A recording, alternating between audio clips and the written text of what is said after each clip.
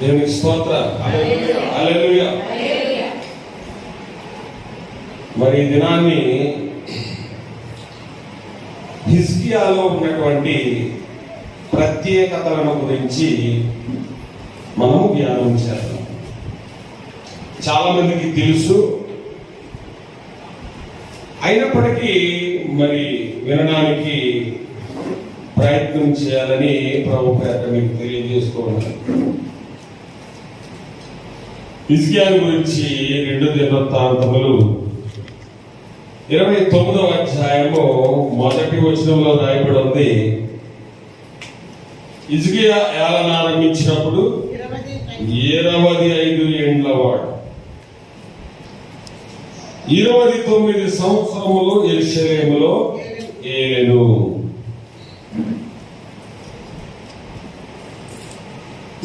హిజ్కియా తండ్రిని గురించి 28వ అధ్యాయంలో రాయబడింది. అదే 2 దినవృత్తాంతం 28లో రాయబడింది. అహాజు, హిజ్కియా తండ్రి అహాజు. అయితే దేవుని మీద సరైనటువంటి విశ్వాసము గలవాడు కాడు, దేవుడి మీద ఆనుకునేవాడు కాడు, దేవుని మీద ఆధారపడేవాడు కాడు. సిరియనులకు యుద్ధంలో గెలిస్తే అరే సిరియను దేవతలు గొప్పవారే అని ఆ దేవతను తీసుకొచ్చి పెట్టి వాళ్ళు అర్పించేవాడు. ఇంకా అసూరీలు ఎక్కడైనా యుద్ధంలో గెలుపొందితే అరే వాళ్ళ దేవుళ్ళు లేక వాళ్ళ దేవతలు ఎంత గొప్పవారు అని చెప్పి వాటిని తీసుకుని వచ్చి వాటికి బలి అర్పించి వాటిని పూజించేవాడు. నిలకడ లేని భక్తి, నిలకడ లేనటువంటి భక్తి అహాజుది. కడకి అసూరు రాజు తిగ్లత్పిలేసర్ అనే రాజు ఏమైనా హెల్ప్ చేస్తాడని చెప్పి అతన్ని ఆశ్రయిస్తే దేవుని విడిచిపెట్టి మిక్కిలి హీనులుగా యోధా వారిని ఆ అసూరు రాజు చేసినట్లుగా మనం చూస్తూ ఉన్నాం. ఇంకా దేవత వల్ల ఉపయోగం లేదు, ఏ దేవుడి వల్ల ఉపయోగం లేదని చెప్పి మోసే చేయించిన ఇత్తడి సర్పము, అలాగే కొన్ని దేవతా విగ్రహములను తీసుకుని వచ్చి యెరూషలేము దేవాలయంలో పెట్టి పూజ చేసిన ఈ అహాజు ఇంకా ఏ విధంగానూ దేవుని వద్ద నుండి సహాయం రావట్లేదని యెరూషలేము దేవాలయం యొక్క తలుపులు ముయించి వేశాడు. యెరూషలేము దేవాలయంలో ఆరాధన జరగకుండా లాక్ చేసేశాడు. 1 సంవత్సర కాలం పాటు యెరూషలేము దేవాలయము మూతపడినదిగా, దేవునికి ఆరాధన చేయనిదిగా ఉండిపోయింది. ఆ సంవత్సరం తర్వాత అహాజు కుమారుడైన హిజ్కియా రాజై అతడు అధికారంలోకి వచ్చిన వెంటనే అతడు చేసినటువంటి మొట్టమొదటి పని ఏమిటి అని అంటే 2 దినవృత్తాంతములు 29వ అధ్యాయం 3వ వచన భాగం. అతడు తన ఏలుబడి యందు మొదటి సంవత్సరం మొదటి నెలను యెహోవా మందిరపు తలుపులను తెరచి వాటిని బాగు చేయించెను. దేవునికి స్తోత్రం. హల్లెలూయా. అధికారంలోనికి వచ్చిన వెంటనే అతడు దేవుని మందిరం మీద దృష్టి పెట్టాడు.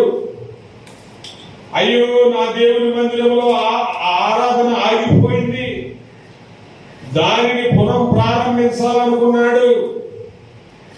అధికారంలోనికి వచ్చిన వెంటనే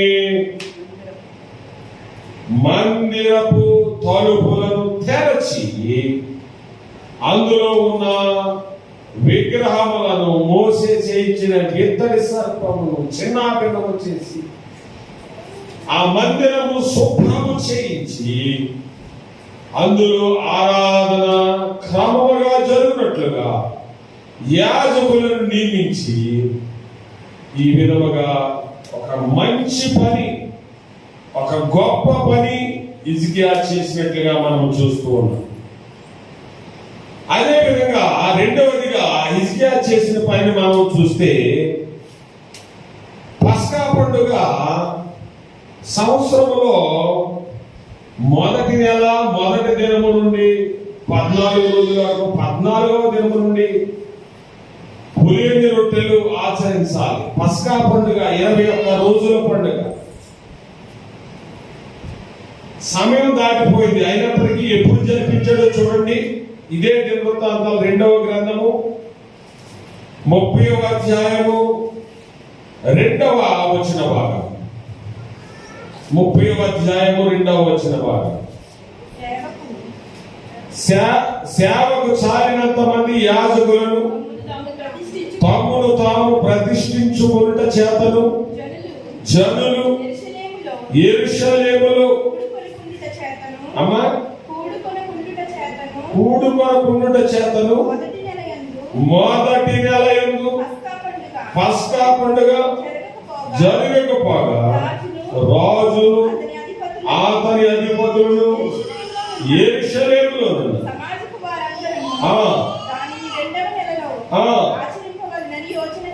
దేవునికి స్తోత్రం. హల్లెలూయా. పస్కా పండుగ మొదటి నెలలో జరగలేదు. సర్లే మరలా సంవత్సరం చేద్దామని అనుకోలేదు. మరలా సంవత్సరం చేద్దాంలే అని అనుకోలేదు. 2వ నెలలో ఈ పస్కాను ఆచరింపచేశాడు. దేవునికి స్తోత్రం. హల్లెలూయా. ఈ 2 పనులు ఇంకా అనేక ఇతర పనులు చేసిన కారణాన్ని బట్టి దేవుడు ఏ విధంగా దీవించాడు అని అంటే, చూడండి, ఇదే 2వ దినవృత్తాంతాల గ్రంథము 31వ అధ్యాయము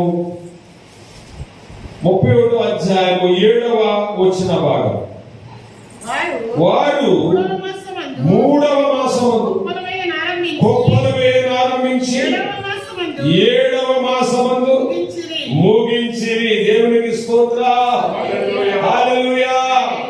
ఆ సంవత్సరము పంట విస్తారమైనటువంటి పంట పండేసిందని.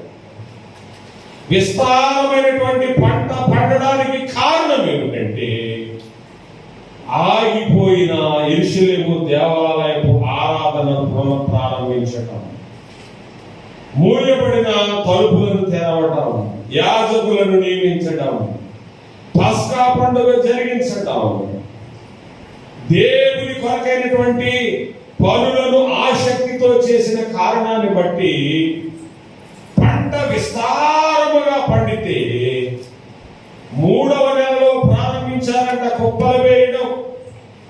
ఇప్పుడు ఉన్నటువంటి జనరేషన్ కి కుప్పలంటే ఏమిటో తెలియదు.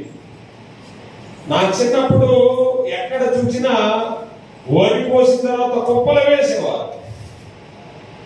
ఆ కుప్పలలో ధాన్యము మగ్గి దానికి వేసిన వెలువంతా తొలగిపోయి తినడానికి ఆరోగ్యవంతమైన ఆహారము ఉండేది. లేక పనివారి దొరకక, ఖాళీ లేక తర్వాత ఉంచుకుందామని కుప్పలు వేసేవారు. అయితే ఇక్కడ కుప్పలు ఎందుకు వేశారంటే, విస్తారముగా పంట పండేసింది. దీన్ని కుప్పలు వేయటము 3వ నెలలో ప్రారంభిస్తే 7వ నెలలో ఎన్ని నెలలు? 4 నెలలు పట్టిందా? ఏమండి, 4 నెలలు పట్టిందా? 4 నెలలు పట్టింది. దేవునికి స్తోత్రం. కింద వచ్చినాలన్నీ చదవట్లేదు, కానీ ఏమి రాయబడి ఉంటుందంటే, యాజకులు నాట్యము చేశారంట, గొంతులు వేశారంట, సంతోషించారంట. కారణం ఏంటంటే, జనులు కానుకలు మందిరమునకు విస్తారముగా పట్టుకొచ్చినందున సమృద్ధైనటువంటి ఆహారము సేవకులకు దొరికినందున సేవకులు సంతోషించి ఆనందించి గంతులు వేసినట్లుగా మనము చూస్తూ ఉన్నాం. ఎవరైనా దేవుణ్ణి మహిమపరిస్తే అది ఊరికినే పోదు. మనకు లేక మన పిల్లలకి ఆశీర్వాదం ప్రతిఫలం కలుగుద్ది. దేవుని విషయంలో చాలా జాగ్రత్తలు మనము వహించాలి. అలాగే ఇంకా అనేకమైనటువంటి ఆశీర్వాదాలు, అనేకమైనటువంటి దీవెనలు, అద్భుతమైనటువంటి కార్యములను హిజ్కియా చూసినట్లుగా మనము చూస్తూ ఉన్నాం. ప్రభునందు పిల్లారా, ఇక్కడ మనము చూసినట్లయితే 2వ రాజుల గ్రంథము 19వ అధ్యాయము 14-15 వచ్చిన భాగాలు హిజ్కియా దూతల చేతిలో నుండి ఆ ఉత్తరము తీసుకుని చదివి యెహోవా మందిరములోనికి పోయి యెహోవా సన్నిధిని దానిని విప్పి పరచి యెహోవా సన్నిధిని దేవునికి స్తోత్రం. హల్లెలూయా.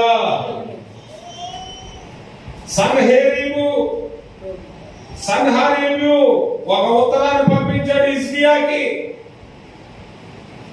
ఏమని అంటే,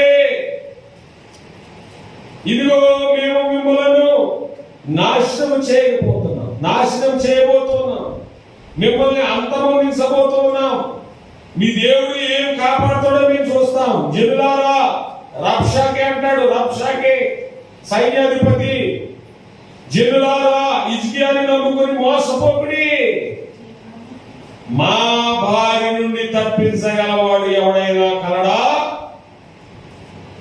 అని ప్రగల్భాలు పలుకుతూ ఉంటాడు. ఈ మాటలన్నిటిని బట్టి ఈ ఉత్తరాన్ని తీసుకుని హిజ్కియా ప్రవక్త యెషయా యెహోవా మందిరమునకు వెళ్ళి ఆ ఉత్తరమును పరిచి జీవము గల దేవునికి ప్రార్థన చేయగా ఏమి జరిగింది అని అంటే, 2వ దినవృత్తాంతాలు 19వ అధ్యాయం 35 వచ్చిన భాగాన్ని చదువుదాం. 2 దినవృత్తాంతాలు 19వ అధ్యాయం 35 వచ్చిన భాగం.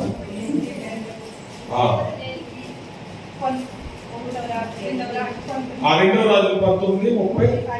ఓకే. ఆ రాత్రి యెహోవా దూత బయలుదేరి అష్షూరు వారి దండుపేటలో వచ్చి 185,000 మంది దేవునికి స్తోత్రం చెల్లించండి. హల్లెలూయా, హల్లెలూయా. ఎంత గొప్ప అద్భుతమైనటువంటి కార్యము, ఎంత గొప్ప ఆశ్చర్యకరమైనటువంటి సంగతి. ఏ రాజుల కాలంలోనైనా ఈ విధంగా జరిగిందా? హిజ్కియా సైన్యము ఎవరు కూడా యుద్ధంలోకి వెళ్ళలేదు. యెహోవా మందిరములో తన సమస్యను చెప్పినప్పుడు దేవుడే ఒక దూతను ఆ రాత్రి పంపి, మరునాడు యుద్ధం జరగాలి, ఒక దూతను అష్షూరు వారి దండుపేటలోనికి వదిలి ఎంతండి 185,000 మందిని హతము చేసెను. పాడుతూ ఉంటామా?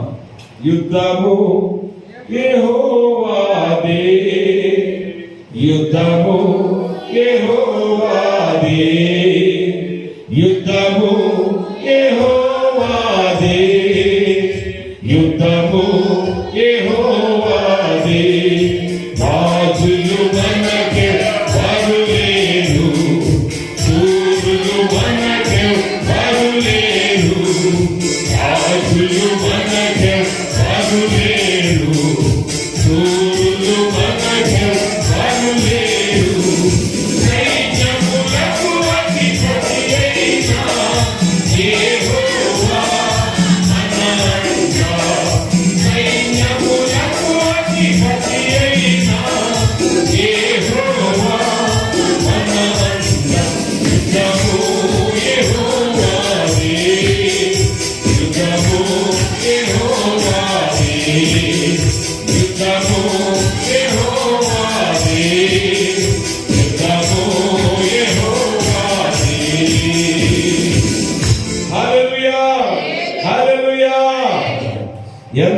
గొప్ప అద్భుతకరమైనటువంటి సన్నివేశం.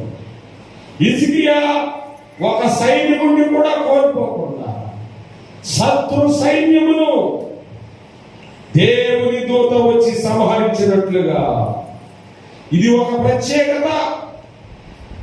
అంతకు ముందు కాలంలో గాని ఆ తరువాత కాలంలో గాని దేవుడు ఎవరి పక్షమున ఉన్నా గాని దూతను పంపించి యుద్ధం చేయలేదు.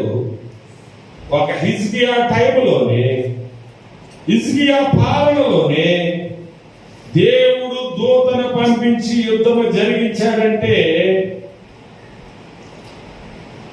కారణము అతడు యెహోవా మందిరమును ప్రేమించుట, యెహోవా మందిరమును శుభ్రము చేయుట. దేవుని మందిరమును శుభ్రము చేయాలి, మనం బాగు చేయాలి. మనము చాలా మంది ఈ దినాలు దేవుని మందిరమును పాడు చేస్తూ ఉన్నారు. బాగు చేయట్లేదు సరికదా, పాడు చేస్తూ ఉన్నారు. ఎవడైనను ఈ మందిరమును లేకపోతే మనం ఉన్న ఈ మందిరమును పాడు చేసిన ఎడల దేవుడు ఆ వ్యక్తిని పాడు చేయను. హల్లెలూయా. మందిరమును పాడు చేయటం అంటే పైకి కనబడలు గాని ఒకరిలో ఒకరికి భేదాభిప్రాయాలు కలుగజేసి కలహము రేపి దేవుని సన్నిధిని పాడు చేస్తూ ఉంటారు, ఐక్యతను పాడు చేస్తూ ఉంటారు, సమాధానమును పాడు చేస్తూ ఉంటారు. అలాంటి వారిని దేవుడు వదిలిపెట్టడం ప్రభుత్వ. నీకు చేతనైతే దేవుని సన్నిధిని, సంఘాన్ని బాగు చేయి. నీకేదైనా సమస్య వస్తే దైవజనుడిని, పెద్దల్ని తీసుకొని వచ్చి దేవుని మందిరములో ప్రార్థన చేయి. అద్భుతకరముగా, ఆశ్చర్యకరముగా దేవుడు సహాయాన్ని పంపిస్తాడు. చాలా మంది ఇలా ప్రార్థన చేయరు కానీ దేవుని మీద నిందలేస్తా ఉంటారు. దేవుడు నాకేమి చేశాడు? హిజ్కియా ఒక రాజు, సైన్యము కలిగిన వాడు. అయినప్పటికీ ఆయన దేవుని మందిరానికి వచ్చి మోకాళ్ళ మీద పడ్డాడు. దేవుడు ఆయనకు సహాయం చేసినట్లుగా ప్రభునందు పిల్లారా ఇక్కడ దేవుని వాక్యములో మనము చూస్తూ ఉన్నాం. అలాగే హిజ్కియాకు మరణకరమైనటువంటి వ్యాధి ఒకటి వచ్చింది, మరణకరమైనటువంటి రోగం ఒకటి వచ్చింది. ఎందుకు వచ్చింది అని అంటే, ఎందుకు వచ్చిందో 2 దినవృత్తాంతాల గ్రంథము 32వ అధ్యాయము 25వ వచన భాగాన్ని చదువుదాం. అయితే హిజ్కియా మనసున గర్వించి తనకు చేయబడిన మేలుకు తగినట్లు ప్రవర్తింపనందున. ఏంటంటే ఇక్కడ హిజ్కియాను దేవుడు బహుగా దీవించాడు, సైన్యం దూతను పంపించి ఆదుకున్నాడు, విస్తారమైన పంటలు ఇచ్చాడు, ఎన్నో విధాలుగా ఆశీర్వదించాడు, ఎన్నో విధాలుగా దీవించాడు. అయితే హిజ్కియా పైకి కనబడట్లేదు గాని మనసున, హృదయమున గర్వించిన వాడై. గర్వం ఎక్కడ వచ్చిందండి? హృదయంలో వచ్చింది. చాలా మందిలో ఉన్నటువంటి గర్వము మనకి పైకి కనబడదు. చాలా మంది విస్తారమైన కానుకలు ఇవ్వచ్చు, ప్రార్థనలు చేయొచ్చు, వాక్యము కూడా చెప్పగలిగిన శక్తి ఉండొచ్చు, కానీ హృదయంలో ఒక విధమైనటువంటి గర్వము. అరే నా వల్లే బ్రతుకుతున్నాడు సేవకుడు, నా వల్లే సంఘం బాగుంది, లేకపోతే నా దయ పొందుకునే ఉంటున్నానని ఒక భావన కలవచ్చు. అది మనుషులకు తెలియదు కానీ రహస్యమందు చూస్తున్నటువంటి దేవునికి కనబడుతూ ఉంటుంది.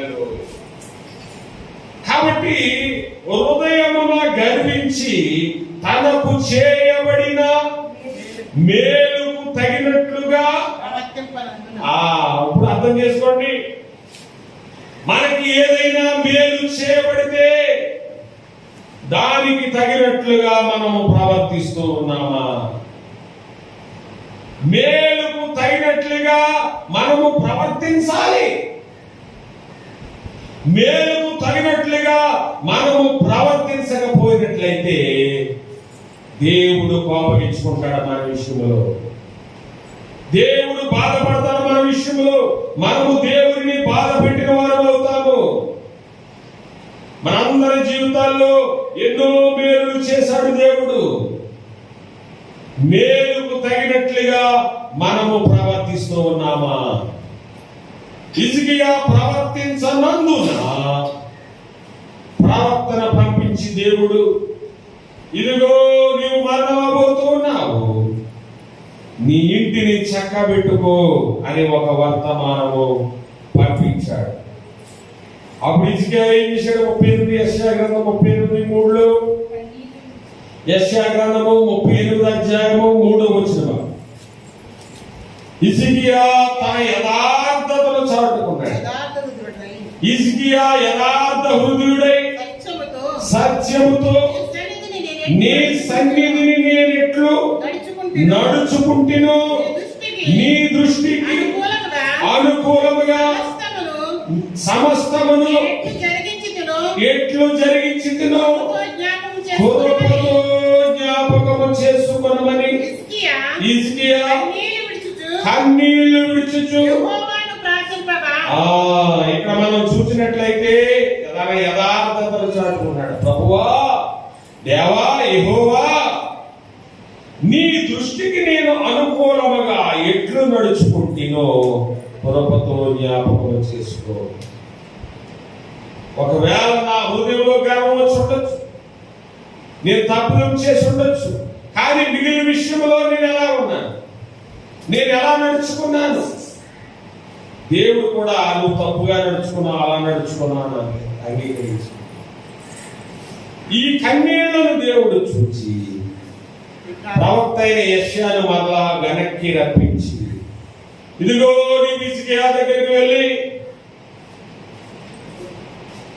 ఇంకా నీకు 15 సంవత్సరములు ఆయుష్ను దేవుడు ఇస్తున్నాడని ప్రకటించు.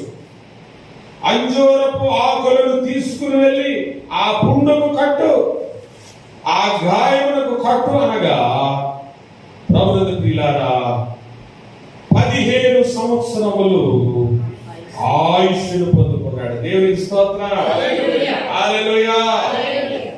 మరణ పాశం నుండి తప్పించబడ్డాడు,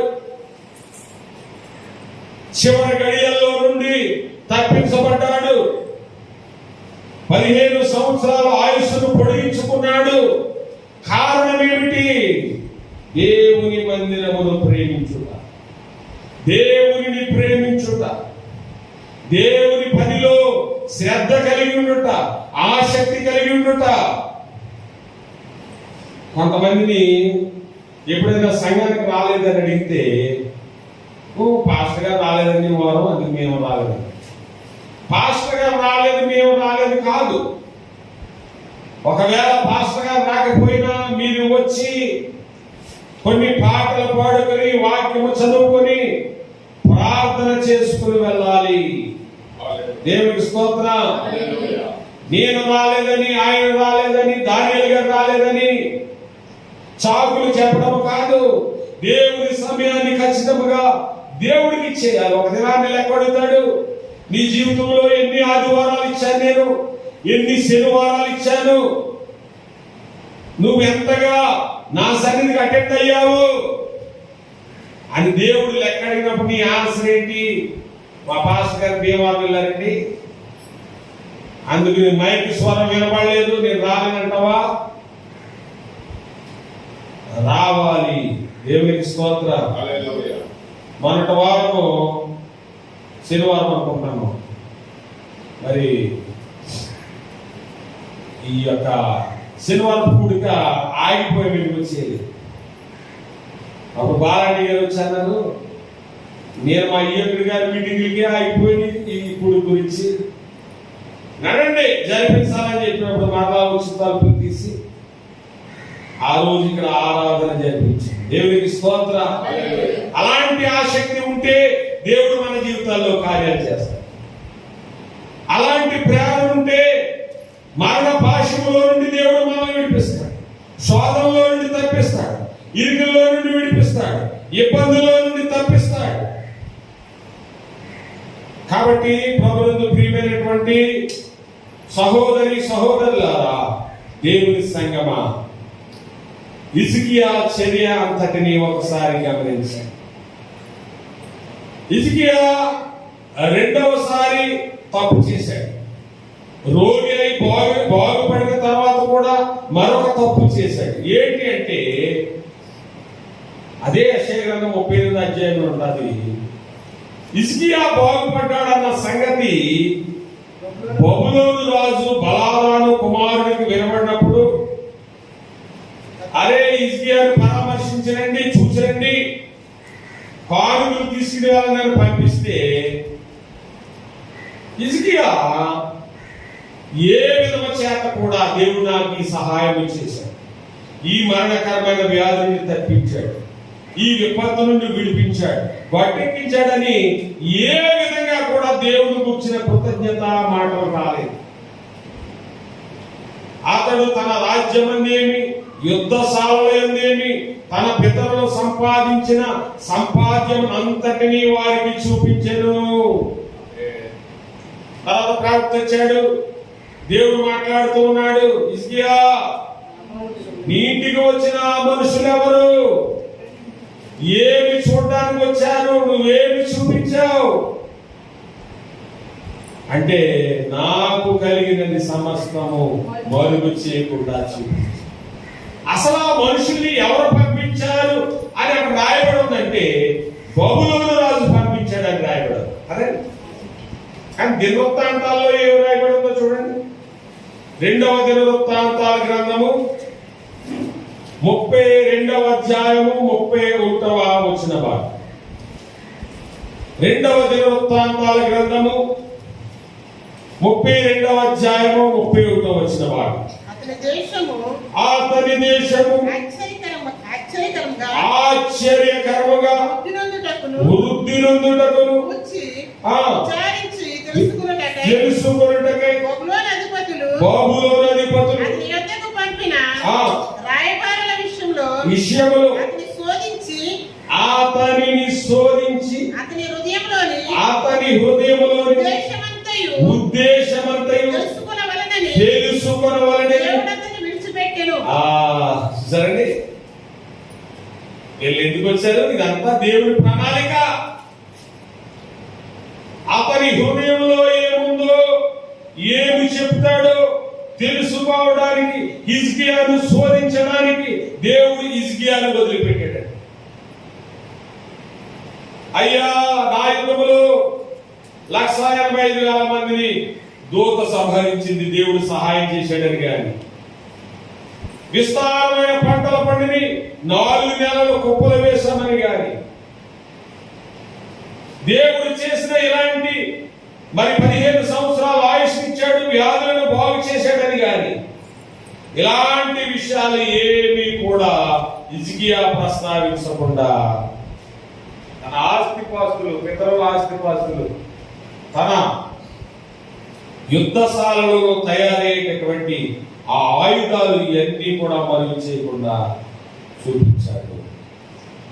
దేవునికి కృతజ్ఞత తెలుపలేకపోయాడు.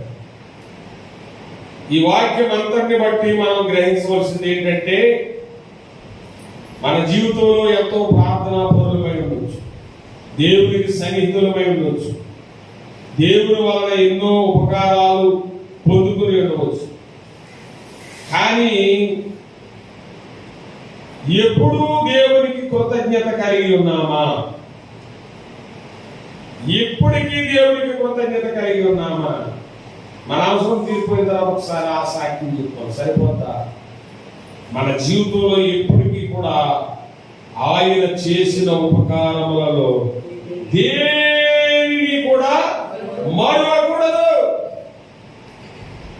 ప్రతి ఉపకారమును జ్ఞాపకం ఉంచుకొని నిత్యము ఆయనకు కృతజ్ఞతాస్తుతులు చెల్లించాలి. ఒకసారి థ్యాంక్స్ చెప్తే సరిపోదు,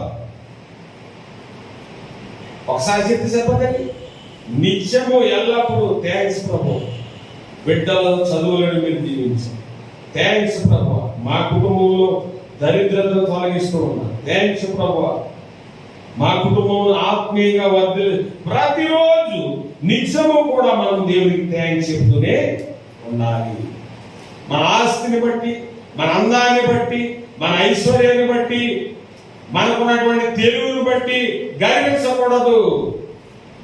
గర్విష్ఠులను ఆయన అనపశక్తుడు. దేవునికి స్తోత్రం. హల్లెలూయా. కాబట్టి హిజ్కియా యొక్క చర్య అంతటిని బట్టి చివరిగా ఒక్క విషయం చెప్పి నేను ముగిస్తాను. హిజ్కియాలో ఉన్నటువంటి ప్రత్యేకత, హిజ్కియాలో ఉన్నటువంటి ప్రత్యేకతను చెప్పి నేను ముగిస్తాను. 2 దినవృత్తాంతాల గ్రంథము 32 అధ్యాయం 33వ వచనం. 32, 33. హిజ్కియా తన పితరులతో కూడా నిద్రించగా జనులు దావీదు సంతతి వారి శ్మశాన భూమి యందు కట్టబడిన పై స్థానమందు అతనిని పాతి పెట్టెను. దేవునికి స్తోత్రం. హల్లెలూయా. దావీదు సంతతి వారికి ఒక శ్మశాన భూమి ఉంది. అందులో పై స్థానం ఒకటి ఉంది. ఆ పై స్థానమందు హిజ్కియా సమాధి చేయబడ్డాడు. మిగిలిన సమాధులన్నీ కిందే. అంటే చనిపోయిన తర్వాత కూడా హిజ్కియాకు ఒక ప్రత్యేకమైనటువంటి గౌరవం దక్కింది. కారణం ఏంటంటే దేవుని కోసం ఎంతో శ్రమించి, తన తండ్రి దుర్మార్గుడైనా, ఆరాధన బంద్ చేయించినా, విగ్రహాలు పెట్టినా దాన్నేమి అనుసరించకుండా దేవుడిని ఫాలో అయ్యాడు. గొప్ప ఆధిక్యతను పొందుకున్నాడు. మనం కూడా మన జీవితంలో దేవుని విషయంలో ఏ విధంగా ఉంటే అన్ని వేళలా ఆశీర్వదించబడి దీవించబడతాం. దేవుడి మాట మన వినికిడిలో దీవించును గాక. ఆమేన్.